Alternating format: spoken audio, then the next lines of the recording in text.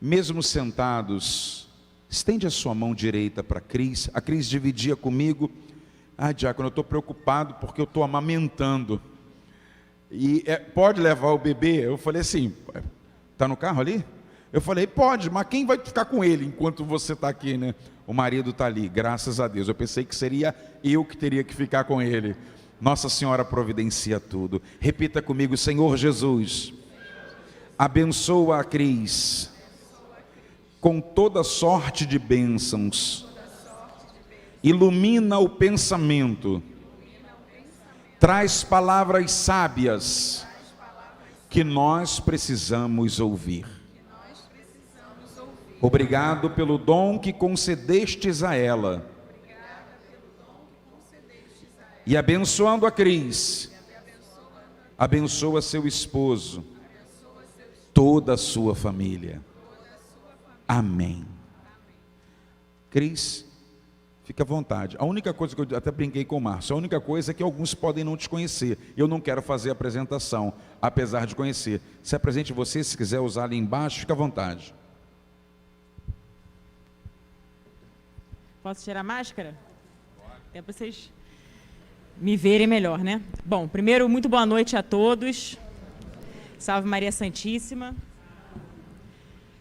Bem, é uma alegria estar aqui, agradeço o convite, Diácono Melquisedeque, agradeço o convite ao pároco, é uma alegria também dividir essa noite com o meu amigo deputado estadual Márcio Golberto e principalmente estar diante de vocês aqui desta paróquia tão amada. Bem, eu sou Cristonieto, atualmente estou deputada federal. Eu digo estou porque é um mandato parlamentar, então é pelo tempo que Deus designar, né? Não é algo vitalício e é pelo tempo que Deus designar. Rapidamente contando sobre a minha trajetória, eu nunca tive pretensão política, eu e o Márcio Golberto, a gente se lançou candidato em 2018 e muito por conta das nossas pautas, em defesa da vida e da família, que são as nossas bandeiras principais, que são as pautas majoritárias que nós temos também, até enquanto católicos. Então, vim candidata em 2018 e aprove a Deus estar neste mandato, como disse, pelo tempo que Deus designar. Então, é uma alegria estar aqui com o deputado Márcio Golberto. Eu sou advogada de formação, inclusive hoje é o dia do jurista, então parabenizo a todos os advogados, todos os operadores do direito neste dia.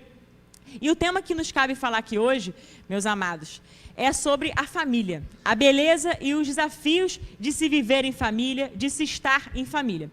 E por um motivo que eu não sei, o deputado Márcio falou o seguinte: Cris, vamos dividir o tema? Então você fala sobre a beleza da família e eu falo sobre os desafios da família. Eu falei, tudo bem, então maravilha, assim será. Bem, vamos lá, meus amigos. Quando a gente fala sobre família, a gente logo pensa na Sagrada Família. Pelo menos eu tenho certeza que se eu fizesse essa aposta aqui no meio de nós, eu acredito que todos nós, quando pensamos em um modelo ideal de família, um modelo de fé, e também que acarreta consigo, ou que tem consigo todas as virtudes, nós pensamos nesse modelo de família que é a Sagrada Família, Jesus, Maria e José. Inclusive, o meu filho está no carro, né, com o meu marido, ele tem 8 meses, fez 8 meses agora, no dia 9, e é uma honra muito grande, uma alegria muito grande poder acompanhar, aliás, ele me acompanhar agora, né, porque eu, como lactante, preciso levá-lo em todos os lugares. Então, também falei com o Márcio que era até melhor que eu fosse a primeira a falar mesmo, porque em algum momento pode ser que eu precise me ausentar para amamentar. Então, era essa a minha preocupação, Diácono. Por isso também que a gente decidiu dessa forma. Mas voltando, falando sobre família, Jesus, Maria e José. É uma família inspiradora, que eu tenho certeza que nós, enquanto católicos, olhamos para esta referência de família e buscamos aquelas virtudes. Quando eu falo sobre família, quando eu tenho a oportunidade de pregar sobre família, a primeira coisa que eu chamo a atenção é que a família, ela não é uma instituição humana, ou seja, ela não foi criada pelo imaginário humano. Não fomos nós, os seres humanos, que criaram a família. A família ela também não foi criada por uma lei. A família ela não foi criada, por exemplo, pelo poder constituinte originário, que é o povo, ou o derivado, que seria, por exemplo, os parlamentares, o Congresso Nacional e assim por diante. A família é uma instituição sagrada. E justamente por ser uma instituição sagrada, que ela precisa sempre ser preservada, protegida. A família, ela é a célula máter da sociedade.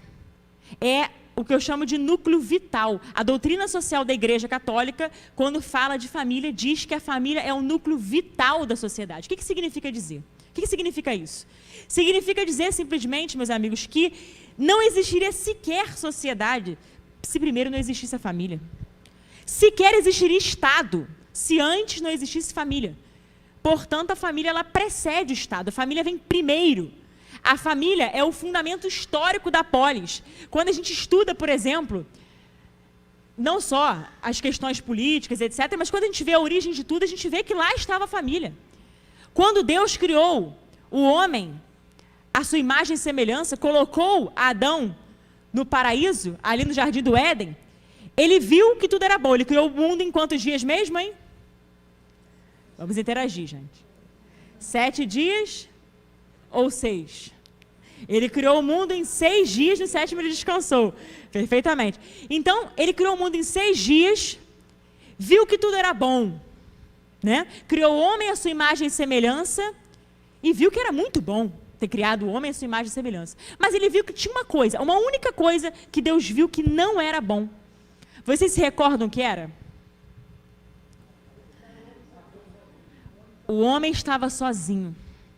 Exatamente. Então, o único momento que Deus olhou para a sua criação, tão bela, olhou para as suas criaturas, estou me referindo a Gênesis, a história da criação. Mas Deus viu que não era bom uma única coisa, que faltava a presença da mulher. Faltava o toque feminino. Faltava alguma coisa ali, muito importante para o homem. Faltava o que a Bíblia chama de auxiliadora idônea. O que significa auxiliadora idônea? Tem gente que diz o seguinte: mas colocar a mulher como auxiliadora, isso aí é querer colocar a mulher como subalterna, como se fosse inferior. Não é verdade. Não é verdade, até porque se a gente pega na etimologia da palavra auxiliadora, na própria Bíblia Sagrada, nós veremos que a palavra auxílio, ela vem de ezer, né? Que significa o quê? Socorro bem presente na hora da angústia. Inclusive, o Salmo 146 já fala: nosso Deus é o socorro bem presente na hora da angústia. Então, a mesma palavra que foi atribuída a Deus no Salmo, também é atribuída à mulher, nessa condição. Ou seja, a mulher como auxílio do homem.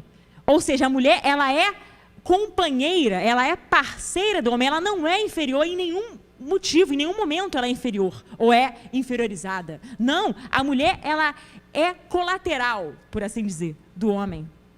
A mulher, ela foi retirada do lado da costela de Adão. E isso é a prova de que a mulher, ela é igual em dignidade. Há funções diferentes, verdade. Há papéis sociais distintos. Até porque é a mulher que gera a vida. Dentro do ventre da mulher cresce, né? Justamente o bebezinho. Ali acontece o milagre da criação. A mulher vamos dizer, é partícipe do milagre da criação, porque acontece dentro do seu ventre esse milagre da vida. É quando o dedo de Deus toca a natureza da mulher. E dali se infla a vida, se insufla, né? A vida, a alma humana que acontece, que tem ali o bebezinho, né? Desde a sua concepção. Então, exatamente no útero, no ventre da mulher que acontece esse berço, esse santuário da vida. Olha que belo. Então, a mulher, ela tem esse papel. Agora, quem define o sexo da criança? É o homem. Daí, a importância da complementariedade entre homem e mulher. Homem e mulher são complementares. Isso é fundamental que nós entendamos, porque eu diria que esse também o papel, o sentido da família. Deus, quando criou o mundo, como estávamos falando há pouco, quando Deus colocou Adão no paraíso, ele deu Eva para Adão. Por quê? Justamente para que ele não ficasse mais só. Então, Eva era essa auxiliadora de Adão. Auxiliadora idônea, essa parceira, essa companheira de Adão. Dali nasceu a família. Então a família é uma instituição sagrada, foi Deus quem pensou a família. Foi Deus quem projetou a família. Então a família é um projeto de Deus, a família é um santuário de vida, porque há uma dupla função também do próprio matrimônio, né? Que é qual?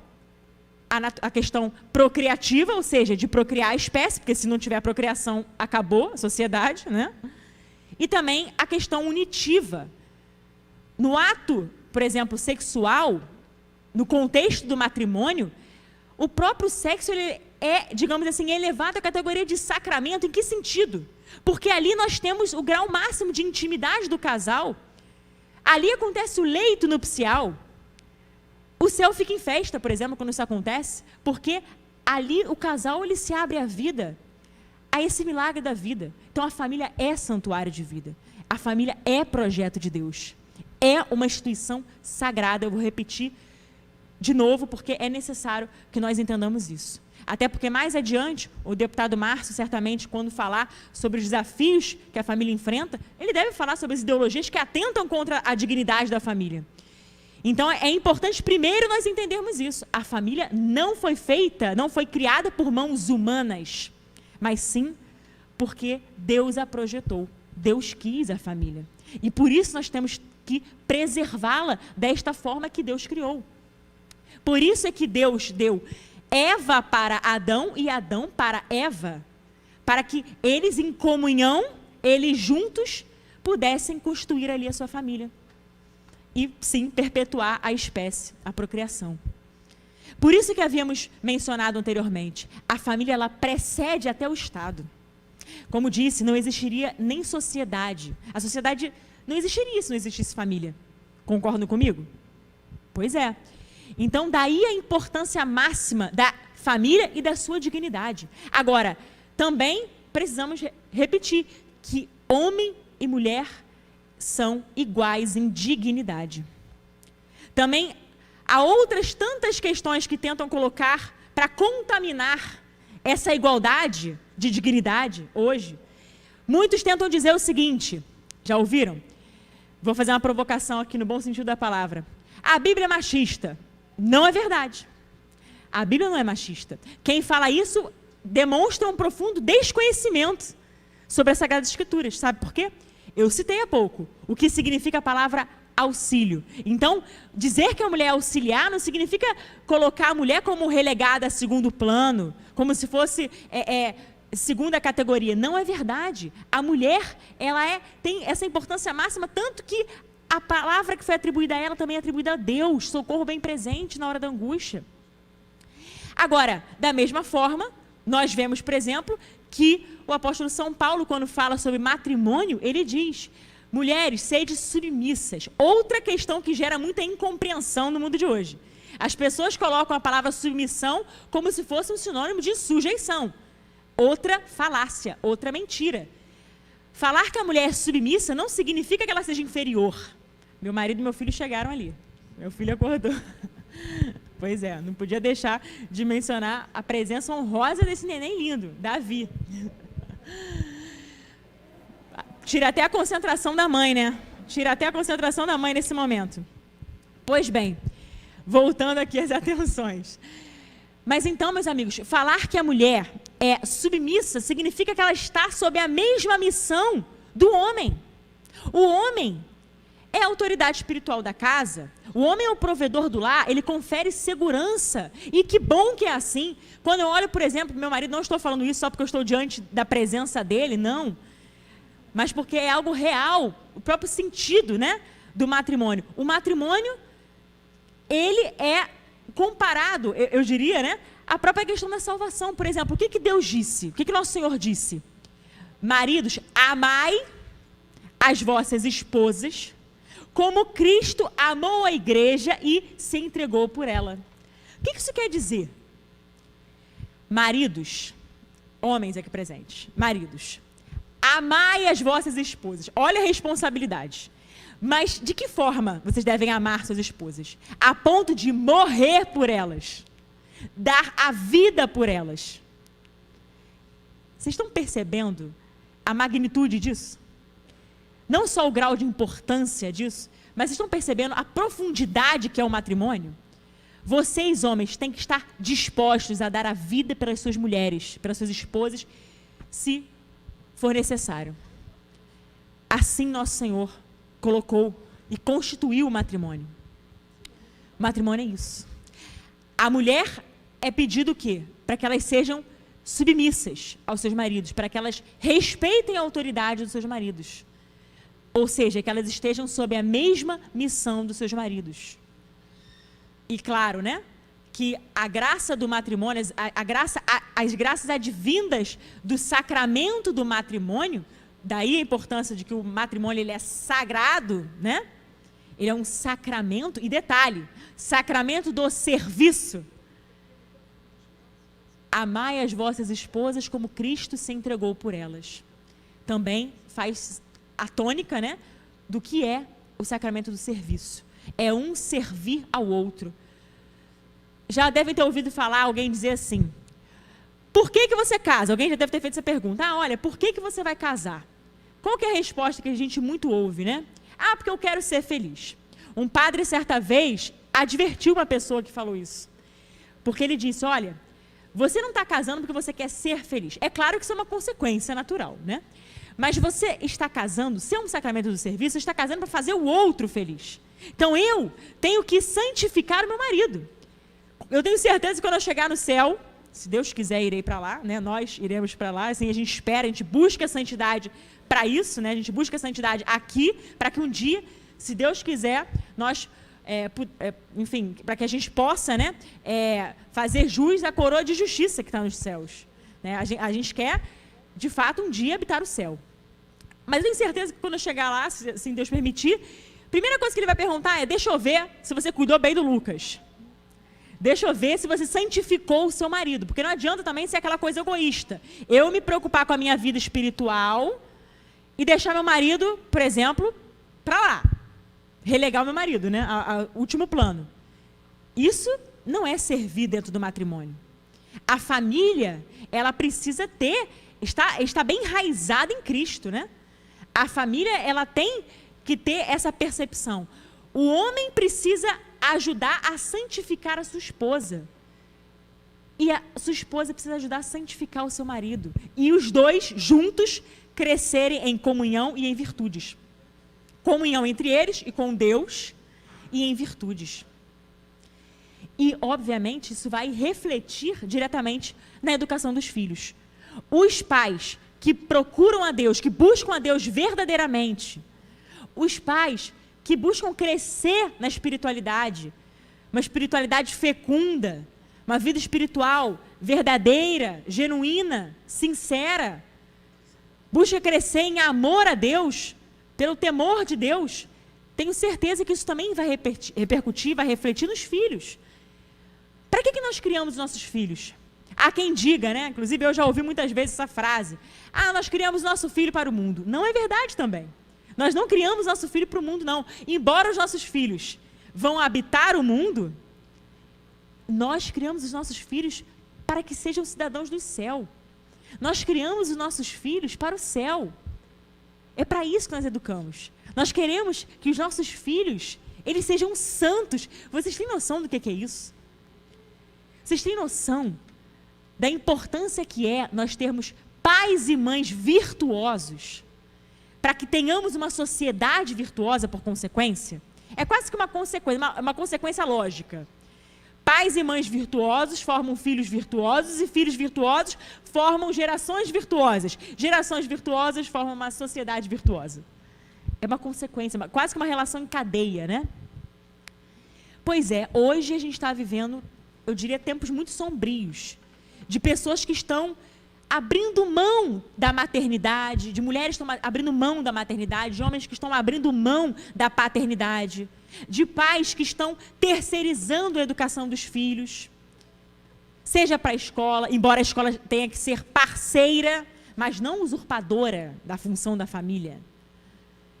Pais e mães, isso Márcio vai falar melhor sobre os desafios da família, não quero invadir de modo algum a palestra dele, mas eu queria chamar a atenção de vocês para isso, porque se a gente fala sobre a beleza da família, a primeira beleza da família está primeiro na sua constituição, ou seja, no marido que diz sim para a mulher diante de Deus do altar, e da mulher que diz sim ao seu marido, obviamente, né? Perante Deus, perante os homens, perante a igreja. O consentimento, ou seja, o sim que nós damos no altar, é um sim eterno, meus amigos. O casamento é indissolúvel. Daí a primeira beleza do matrimônio, a indissolubilidade, né? A beleza da família, a indissolubilidade do matrimônio. O matrimônio é indissolúvel. E o sim que eu dei para o meu marido é um sim eterno.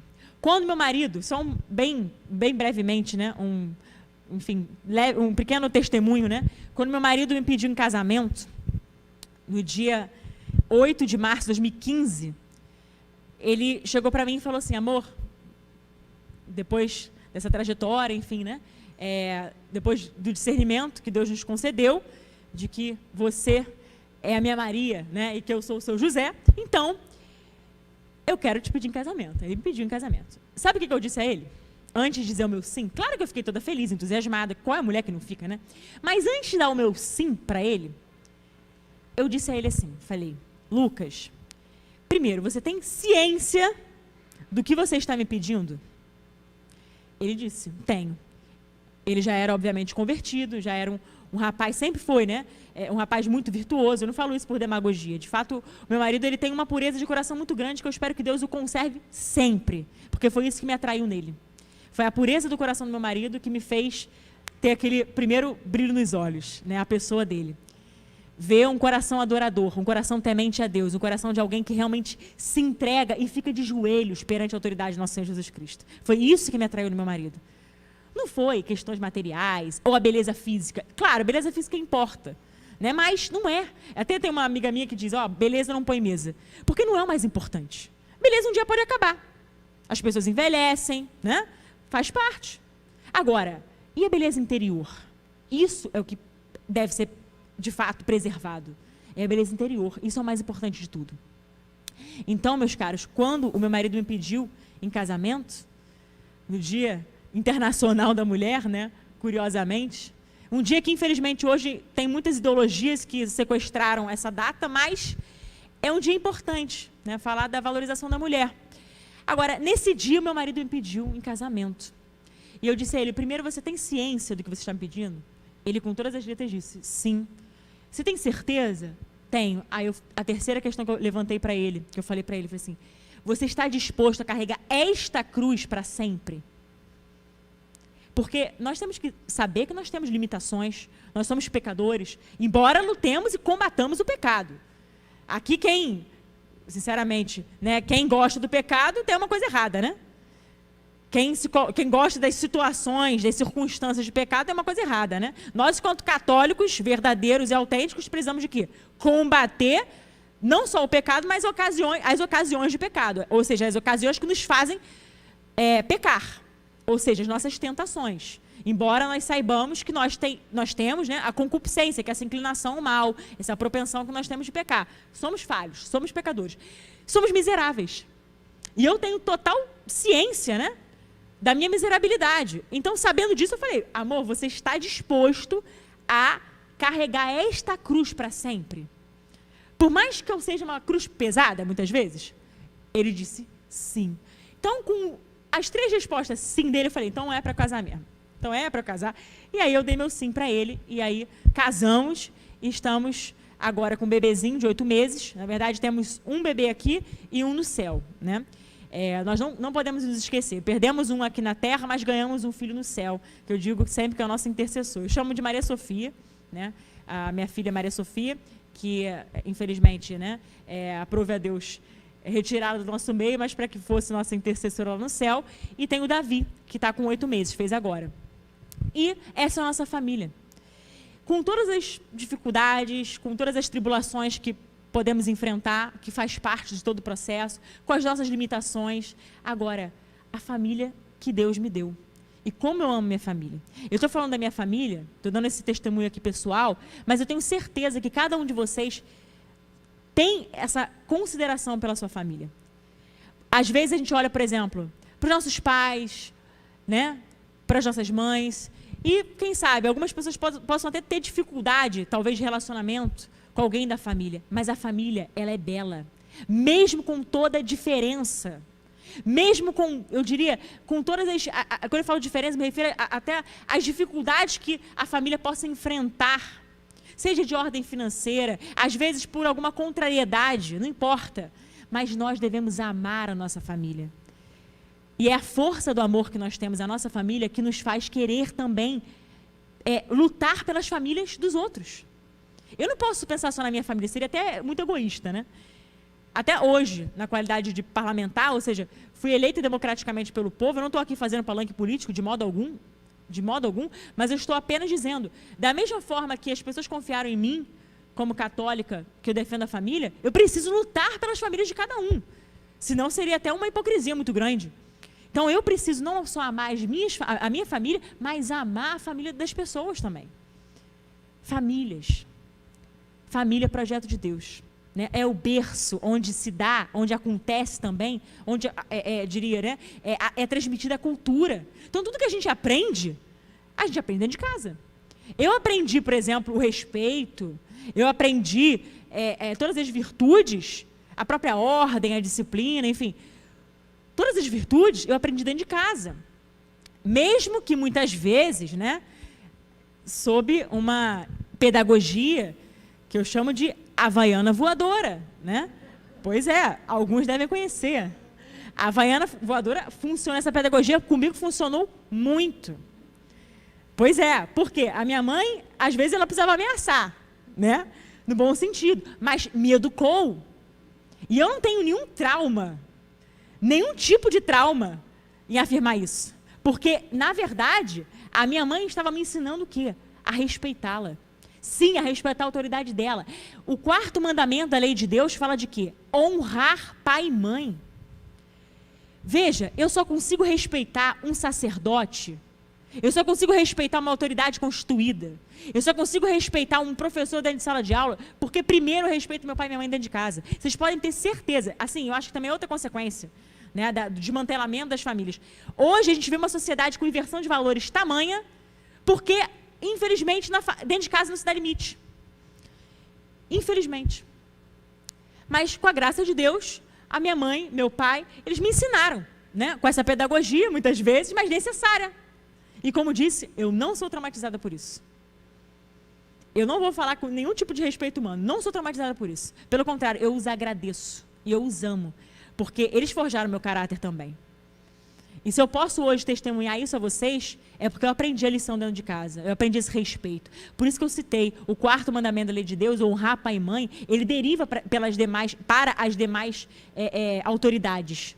Então a gente só vai aprender a respeitar os mais velhos, né, as pessoas idosas, etc. e tal, se primeiro a gente respeita os nossos pais dentro de casa, a autoridade. Isso é hierarquia também, entender que a minha mãe, ela é hierarquicamente superior a mim.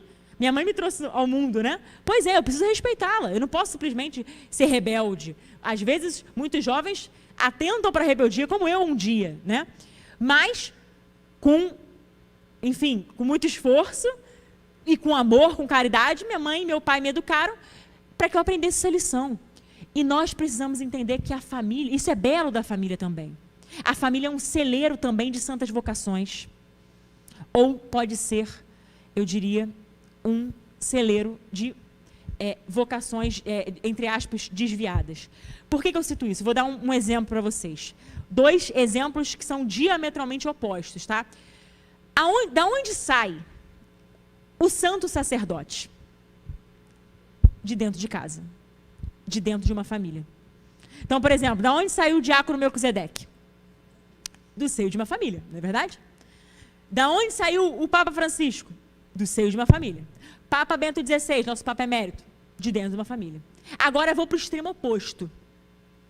Aliás, antes, eu vou falar de um santo, né? Da onde sai, por exemplo, Santa Madre Teresa de Calcutá? Do seio de uma família. Mais ainda, uma grande santa, que eu sou devotíssima, Santa Teresinha. Do seio de uma família. E detalhe, os pais de Santa Teresinha, 2 santos, né? Santa Zélia e São Luís Martin. 2 grandes santos que educaram ali sua família nas virtudes, tal modo que quantos santos nós temos, né? Santa Teresinha é uma delas.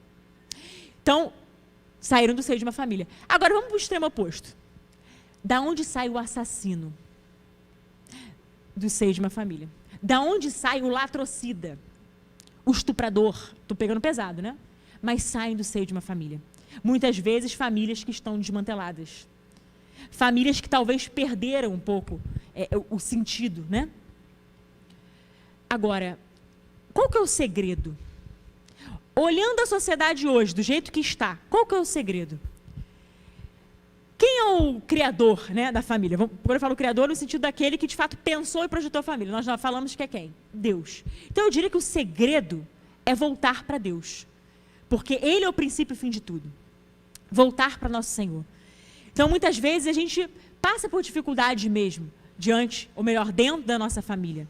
Por desafios que serão elencados pelo Márcio daqui a pouco. Mas mesmo assim, para manter a beleza da família, e para que a gente possa também fazer com que as famílias, elas influenciam gerações, porque aí está o segredo, né? Se a gente quer uma sociedade melhor, se a gente quer uma sociedade mais virtuosa, uma sociedade mais santa, isso passa obrigatoriamente pela família. São João Paulo II, ele amava as famílias de tal modo que ele tem vários escritos sobre a família, né? Familiares Consortes é um deles, né? Uma dessas encíclicas maravilhosas. E ele falava, né? Olha, tudo que a gente quer ver de bom no mundo passa pela família. Se a gente quer algo positivo, a gente precisa entender que isso vai naturalmente, necessariamente, vai passar pelo seio de uma família. Da mesma forma que nosso Senhor Jesus Cristo, Ele, sendo homem, sendo Deus, sendo 100% homem, 100% Deus, Ele quis nascer no seio de uma família.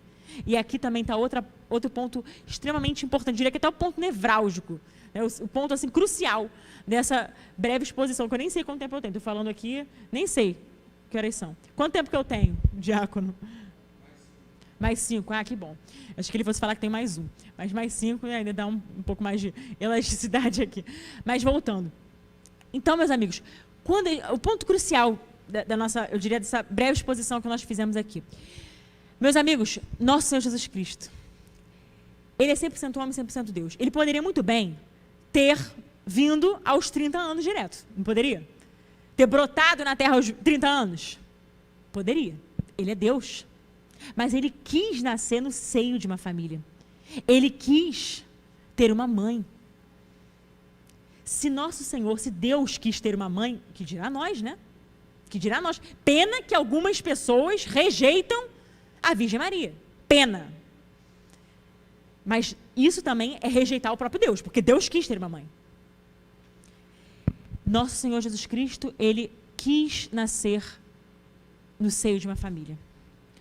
Daí a família de Nazaré. Jesus, Maria e José. Tem até aquela oraçãozinha, né? Jesus, Maria e José, minha família vossa é. Pois é. Eu acho que o segredo está exatamente aí. O segredo está em buscarmos cada vez mais a inspiração na Sagrada Família, na família de Nazaré.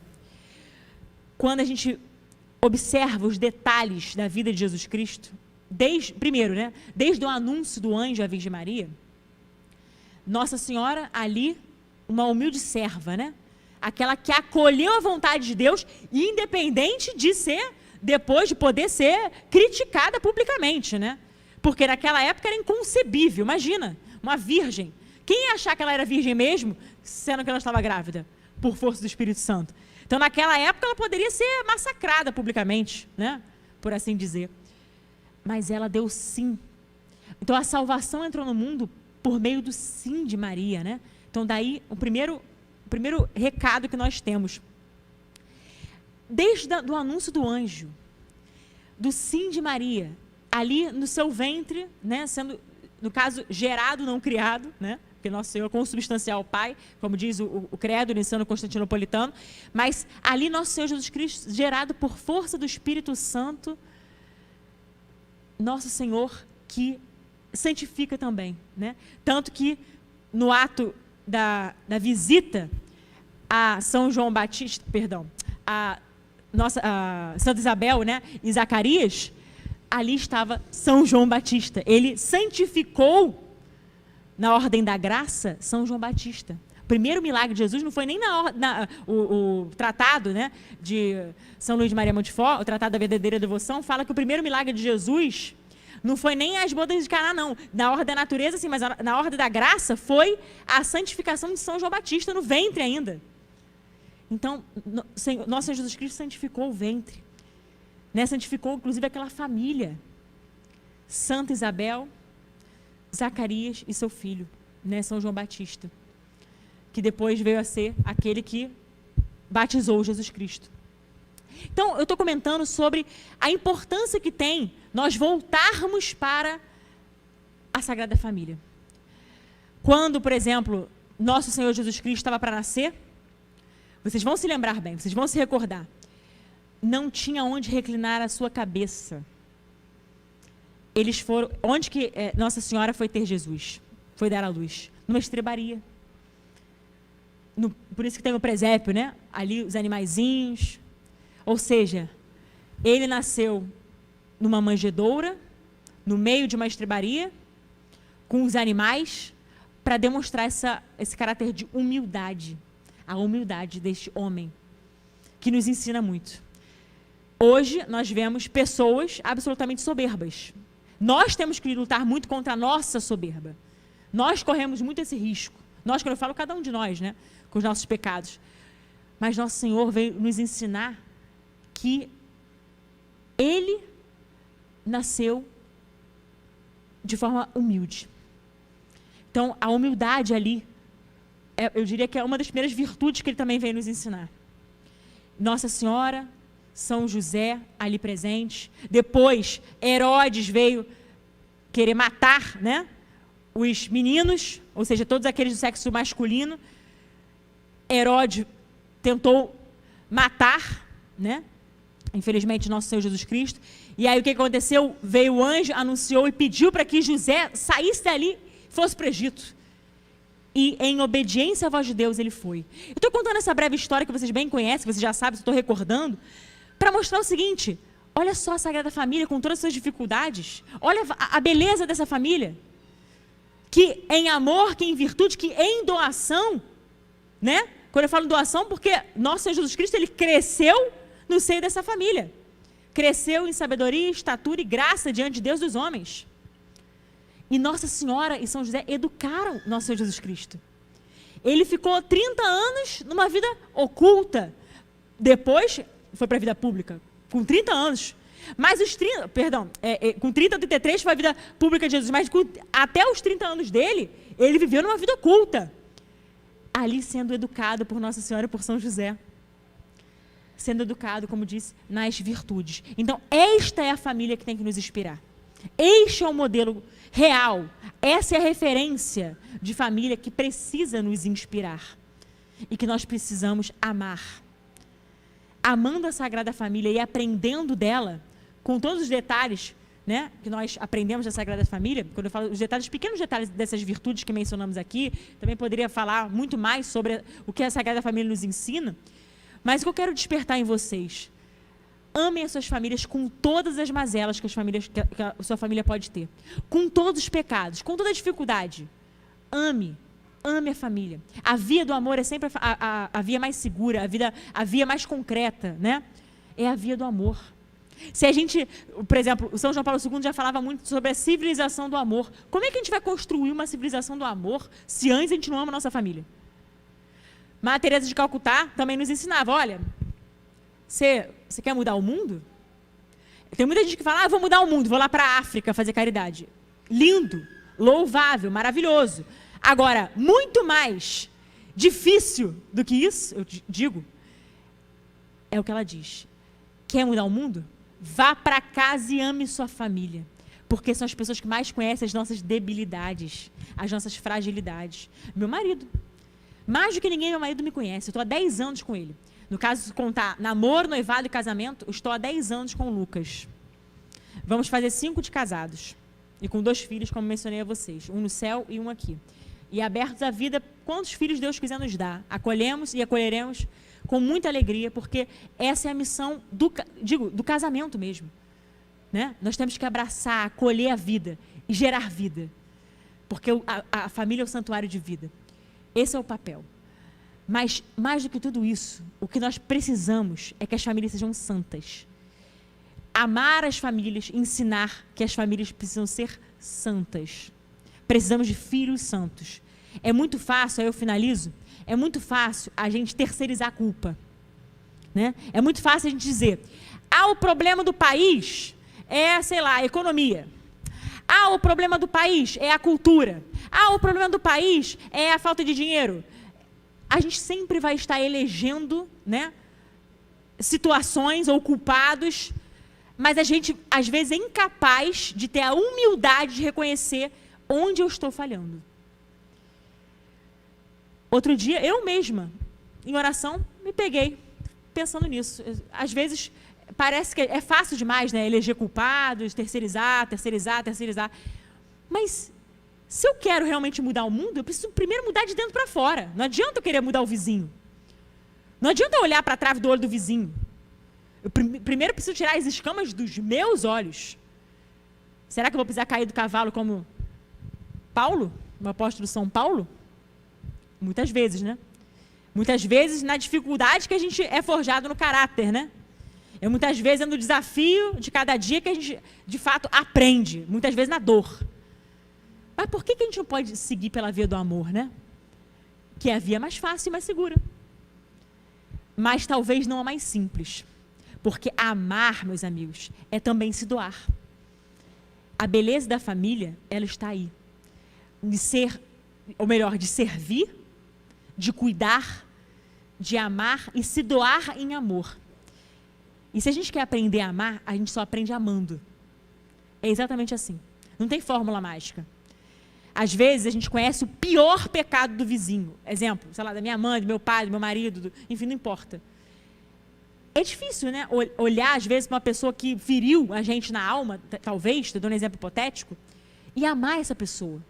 Às vezes pode ser nosso pai, nossa mãe, ou até mesmo nosso marido, nosso filho, nossa filha, não importa. É difícil a gente amar quem nos feriu. Mas é exatamente esse o fluxo de amor que nós temos que empregar, que empenhar. É exatamente isso que nós temos que fazer. Mesmo na dor, empregar o amor. O maior símbolo do amor, ou melhor, a maior radicalidade do amor, sabe onde se deu? Vocês sabem. Numa cruz. Nosso Senhor Jesus Cristo, numa cruz, ali foi, eu diria, o símbolo máximo, a referência máxima do amor de Deus pela humanidade. Um Deus que se fez homem, assumiu as condições humanas, viveu tudo como nós, com exceção do pecado, mas que foi açoitado, ultrajado, humilhado, cuspido, vilipendiado. Nosso Senhor Jesus Cristo, na cruz, no alto do madeiro, ele amou, ele apenas amou. Mesmo aqueles que estavam acusando e condenando, ele disse, Pai, perdoa porque eles não sabem o que fazem. Perdoar é outro fato difícil, né? Outra questão muito difícil, ainda mais no seio da família, dependendo da gravidade da situação. Mas só tem condição de perdoar quem ama. Porque a porta, né, eu diria, da própria cura é o perdão. Mas só vai acontecer a cura pelo perdão se for pela via do amor. Então, amemos as nossas famílias. Santifiquemos as nossas famílias. E assim eu termino nessa parte, essa primeira parte dessa exposição, agradecendo a oportunidade, agradeço o convite, Diácono Melquisedeque. Foi uma alegria muito grande estar aqui com vocês essa noite. Confesso que eu não sei se poderia ficar até o final, por conta do meu filhote, mas o objetivo, eu acho que, espero ter atingido, e se eu puder plantar uma sementinha, ainda pequena, para fazer germinar, é isso, o amor pelas famílias. Olhemos para a beleza da Sagrada Família e busquemos cada vez mais ser semelhantes a ela, ou seja, ser semelhante à Sagrada Família. Deus abençoe a todos, muito obrigada e viva Cristo Rei.